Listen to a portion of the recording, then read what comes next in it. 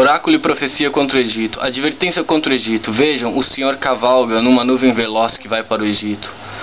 Os ídolos do Egito se abalam diante dele, e os corações dos egípcios se derretem no íntimo. Incitarei egípcio contra egípcio, cada um lutará contra seu irmão, vizinho lutará contra seu vizinho, cidade contra cidade, reino contra reino. Os egípcios ficarão desanimados, e farei que seus desígnios resultem em nada.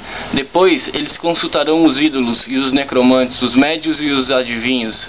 Então eu entregarei os egípcios nas mãos de um senhor cruel, e um rei feroz dominará sobre eles, anuncia o soberano Senhor dos Exércitos. As águas do rio vão secar-se, o leito do rio ficará completamente seco, os canais terão mau cheiro, os riachos do Egito vão diminuir até secar-se, os juncos e as canas murcharão, haverá lugares secos ao longo do Nilo e na própria foz do rio. Tudo o que for semeado ao longo do Nilo se ressecará, será levado pelo vento e desaparecerá. Os pescadores gemerão e se lamentarão, como também todos os que lançam anzóis no Nilo. Os que lançam redes na água desanimarão. Os que trabalham com linho, os tecelões de algodão se desesperarão. Os nobres ficarão deprimidos e todos os assalariados ficarão abatidos. Os líderes de Zoan não passam de insensatos. Os sábios conselheiros do faraó dão conselhos tolos. Como então vocês podem dizer ao faraó: sou sábio, sou discípulo dos reis da antiguidade? Onde estão agora os seus sábios? Que lhe mostrem, se é que eles têm conhecimento, do que o Senhor dos Exércitos tem planejado contra o Egito. Que os façam conhecer. Mas tornaram-se todos tolos. Os líderes de Zoan e os de Mênfis são enganados. Os chefes dos seus clãs induziram o Egito ao erro.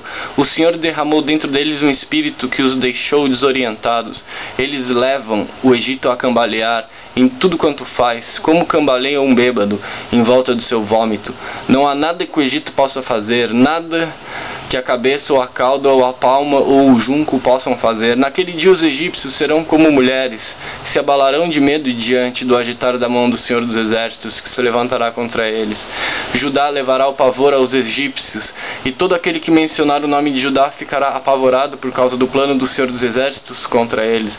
Naquele dia, 5 cidades do Egito falarão a língua de Canaã e jurarão lealdade ao Senhor dos Exércitos. Uma delas será chamada Cidade do Sol. Naquele dia haverá um altar dedicado ao Senhor no centro do Egito e em suas fronteiras, um monumento ao Senhor.